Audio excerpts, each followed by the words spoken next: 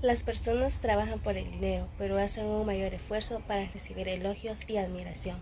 Tengan muy buenas tardes. Esta tarde les voy a hablar un poco acerca sobre el derecho laboral, tanto nacional como internacionalmente.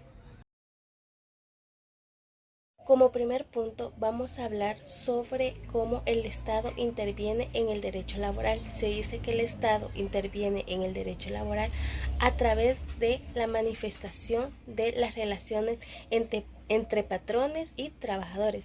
Se dice que esta relación se controla a través de las normas y las leyes que el Estado proporciona, para así tener mayor de igualdad de derechos, ya sea entre patronos y trabajadores, y no solo beneficiar a una parte en sí.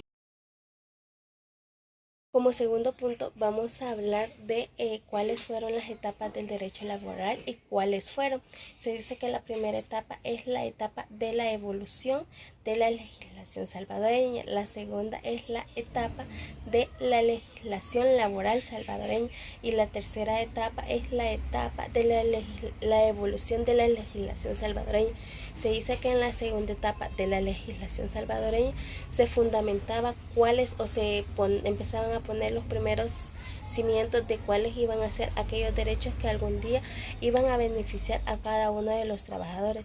Y en la tercera prácticamente empezaban y ya surgían todas las leyes y normas que iban a regir a los trabajadores y a los patrones. Como tercer punto, vamos a hablar sobre algunos acontecimientos que pasaron en la primera etapa de la evolución del derecho laboral en El Salvador. Como primer punto podemos mencionar la ley que se estableció sobre los accidentes en el año de 1911, en la cual esta ley vino a traer más beneficios a los trabajadores en caso que estos tuvieran un accidente. Esta ley vino a proteger todas las condiciones en que los trabajadores tenían que estar a la hora de estar laborando. Otro acontecimiento importante que sucedió en esta primera etapa de la evolución del derecho laboral dentro del país fue la disposición administrativa de 1920, en la cual las administraciones de los trabajos tenían que pagar a los trabajadores con moneda de curso legal.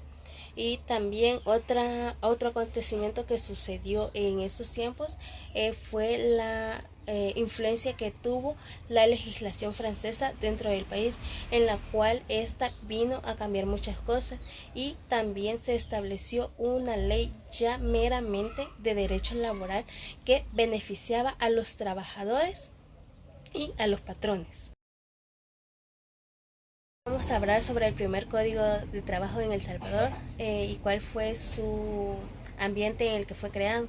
Se dice que este fue creado en el año de 1950 y fue creado como una ley, no como un código. Se dice que el código se conoció con el paso del tiempo. Este fue creado en un ambiente hostil, tanto político como social, de la época de 1940. Se dice que en este tiempo se reunían grupos de trabajadores creando sindicatos para que se les respetaban sus derechos dentro del trabajo donde ejercían este. Y también el Código de Trabajo se dice que fue un hito importante legislativo, ya que este fue una respuesta a todos esos derechos que los trabajadores reclamaban durante esta época. También vamos a hablar sobre cuál fue la constitución en el derecho laboral, que se establecían mayores garantías para los trabajadores. Se dice que esta fue en la constitución de la actualidad. Se dice que uno de los puntos más importantes que se estableció en beneficio de los trabajadores era la participación de los trabajadores en el reparto de utilidades, o sea que lo que generara la empresa, alguna parte de esto le tenía que corresponder a los trabajadores por prestar su servicio a esta. Un punto también muy importante es el pago por antigüedad. Se dice que este pago se da cuando un trabajador termina su tiempo de trabajo en una empresa. El otro punto es el pago de indemnización por el tiempo trabajado dentro de una empresa. Este es cuando se hace un despido injustificado, entonces este pago se tiene que dar al trabajador despedido. Y el último es la creación de un banco para los trabajadores. Se dice que banco trajo mayores beneficios a los trabajadores para así satisfacer económicamente a este punto. Vamos a hablar porque el trabajo no es una mercancía. Se dice que no es una mercancía por su importancia social y humana. Se dice que esta se establece así porque se hace por mano humana y esta nada más tiene que tener beneficios económicos, pero no verla como una mercancía establecida, y también por respeto a la dignidad humana, también y por la justicia social y por los derechos humanos que la mano humana establece dentro del trabajo. Ahora vamos a hablar qué es la OIT. Se dice que la OIT es la Organización Internacional del Trabajo.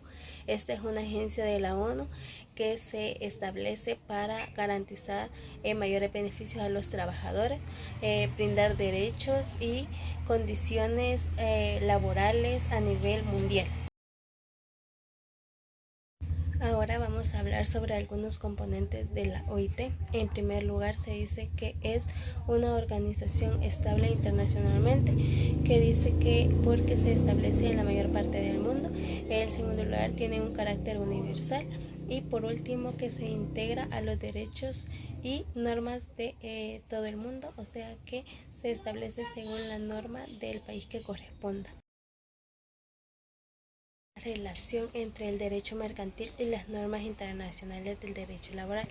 Se dice que estas lo que buscan es relacionar la igualdad de los trabajadores y tener mayores beneficios para esto. Se dice que se busca establecer o encontrar normas que les beneficien y les ayuden a tener un mayor ambiente laboral más ágil y con mayores beneficios a estos.